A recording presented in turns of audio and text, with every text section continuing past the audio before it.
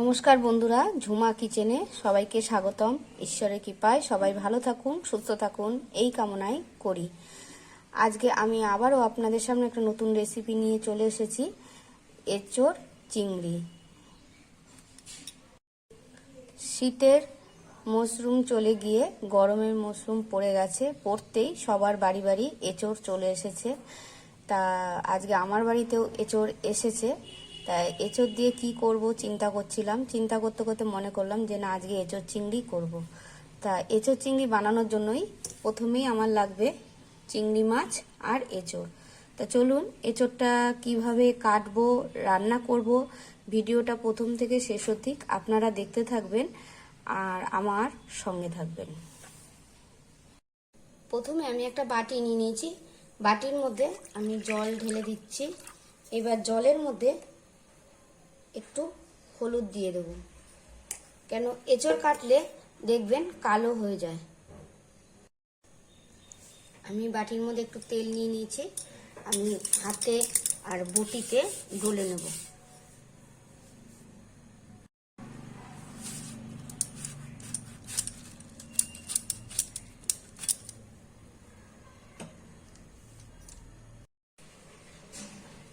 এঁচোড়কে অনেকে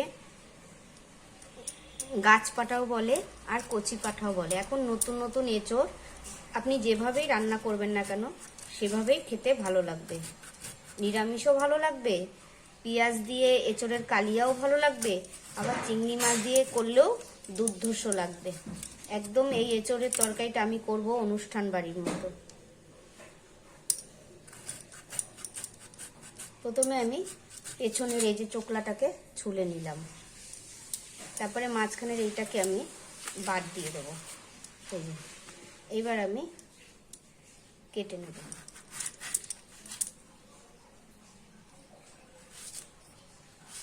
এই যে কেটে আমি হলুদ জলে ভিজিয়ে রাখবো। আমার পুরো এঁচোড়টা কাটা হয়ে গেছে। এবার আমি সেদ্ধ বসিয়ে দেবো। আমি বাটিতে জল বসিয়ে দিয়েছি। জলের মধ্যে একটু হলুদ দেবো আর একটু নুন দিয়ে দেবো।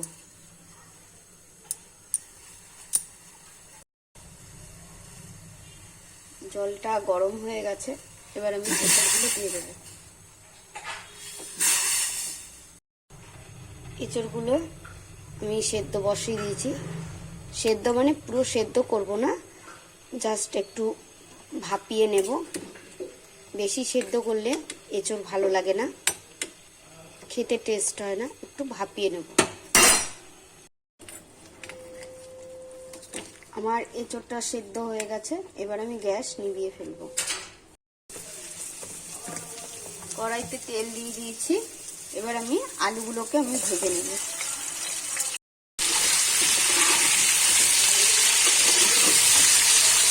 আলুতে একটু নুন হলুদ দিয়ে দেবো, তারপরে একটু নুন দিয়ে দেবো। এবারে আমি ভালো করে লাল লাল করে আলুটাকে ভেজে নেব।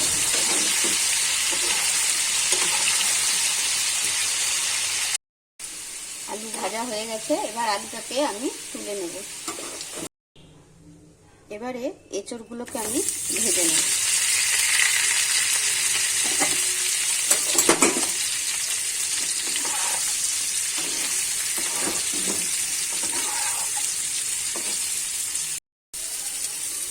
এঁচোড়টা ভাজা হয়ে গেছে। এবার নামিয়ে ফেলবো।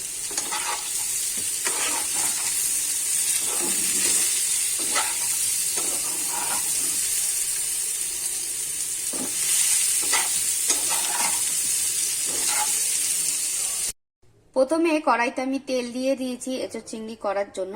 এবার আমি এই যে চিংড়ি মাছটাকে ভেজে নেব। একটু নুন দিয়ে দেবো, একটু হলুদ দিয়ে দেবো।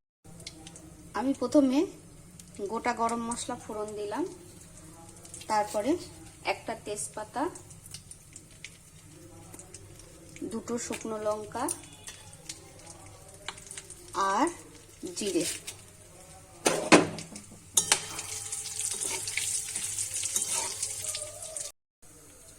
এবারে আমি পেঁয়াজ কুচিটা দিয়ে দেবো।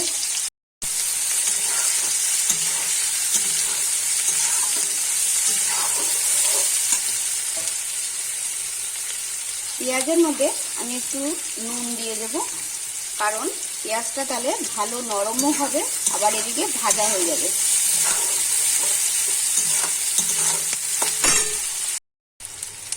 এবার আমি একটু পেঁয়াজ বেটেছিলাম শিলে, সেটা দিয়ে দেবো।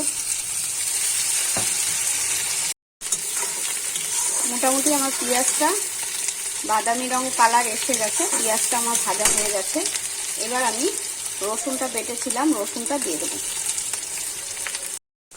দিয়ে দেবো টমেটো বাটা,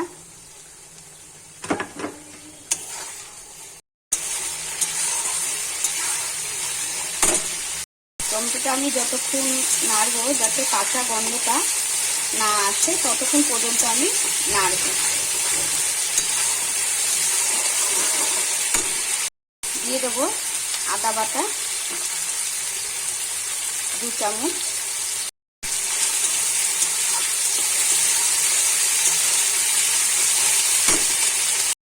দিয়ে দেবো হলুদ ও ধনে জিরে গুঁড়ো, শুকনো লঙ্কার গুঁড়ো 1 চামচ, কাশ্মীরি লঙ্কার গুঁড়ো 1 চামচ, দিয়ে দেবো চিনি 1 চামচ, লঙ্কা বাটা।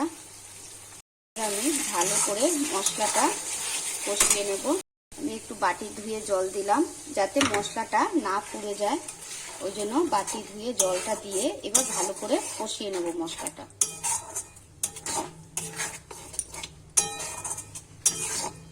কালারটা দেখুন কি সুন্দর এসেছে। এবার আমি আলুগুলো দিয়ে দেবো।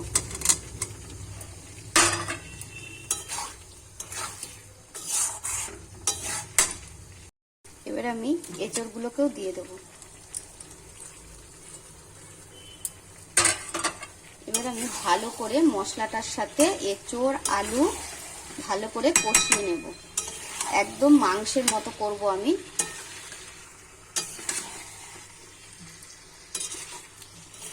গাছ পাঠা লোকে বলে, এমনি বলে না, গাছ পাঠাকে কচি পাঠার মতো রান্না করতে হবে, তবেই খেতে দারুণ লাগবে।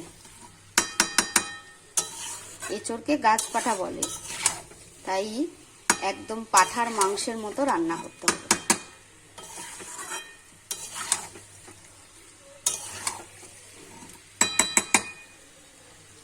এবারে দিয়ে দেবো এই যে চিংড়ি মাছ,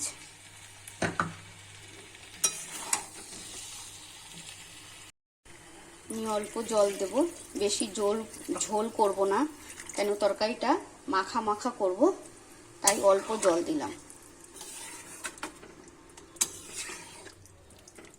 একদম গা মাখা হবে, কষা কষা, দারুণ খেতে লাগবে। এবার আমি ঢাকা দিয়ে দেবো।